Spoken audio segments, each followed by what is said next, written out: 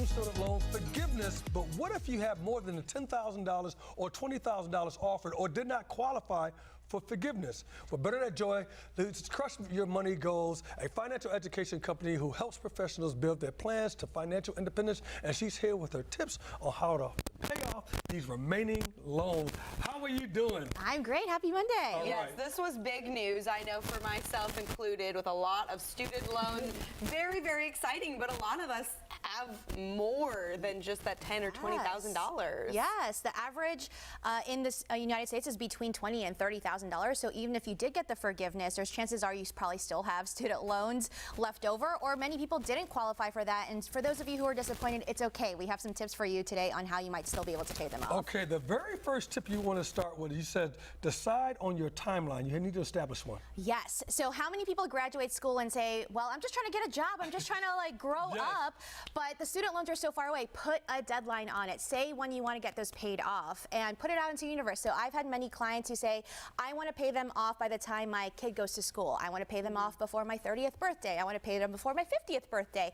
Make a deadline that's actually meaningful to you. So it's not just about paying off the student loans. It's being debt-free when you turn 50, debt-free when you turn 30, debt-free before your kid goes to school. And having that attachment, emotional attachment to that date actually helps you feel like it's something worth doing. Yeah, it gives you something to work towards. And another tip is to know your net worth and not just your student loan numbers, right? Yes, yes. So on this journey for myself, I've been on the debt-free journey now for 6 years. I paid off my $72,000 of student loans a couple of years ago, but what I've been really working on now is growing my net worth. And a lot of people don't know what their net worth is. They just see the money in their checking account, right? And then if they have student loans, a ton of student loans, they feel very defeated by it. So an exercise that I do with a lot of my students is to calculate your total net worth, all of the things that you own minus all of the things that you owe, like your student loans, and that's the number you should focus on, because what sounds cooler, saying I'm paying off student loans or I'm growing my net worth? I'm growing my net worth, That sounds indeed. way cooler. And it's the same thing. And it's the exact same thing. You paid off $72,000 worth of debt?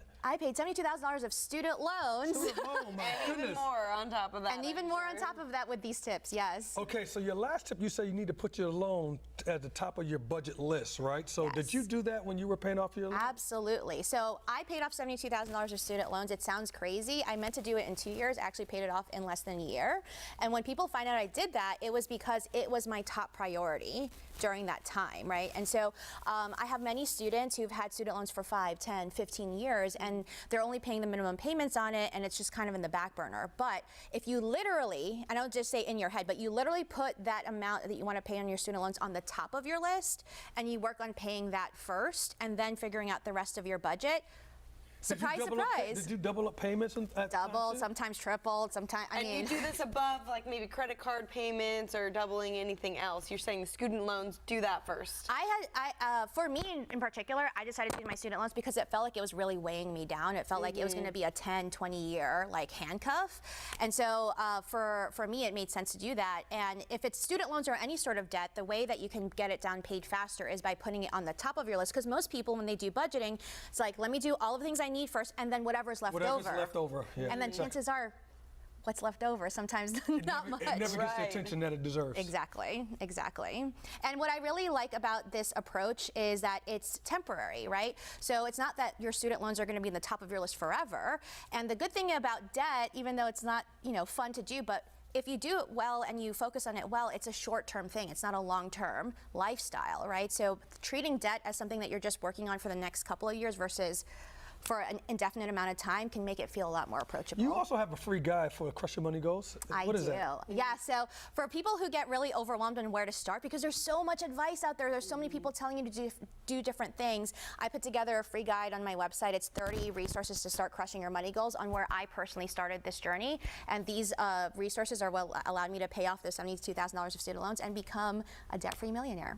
All right, and we can find you at crushyourmoneygoals.com and also at Bernadette Joy on social media. Thank you very much, Bernadette. Thank you for having me.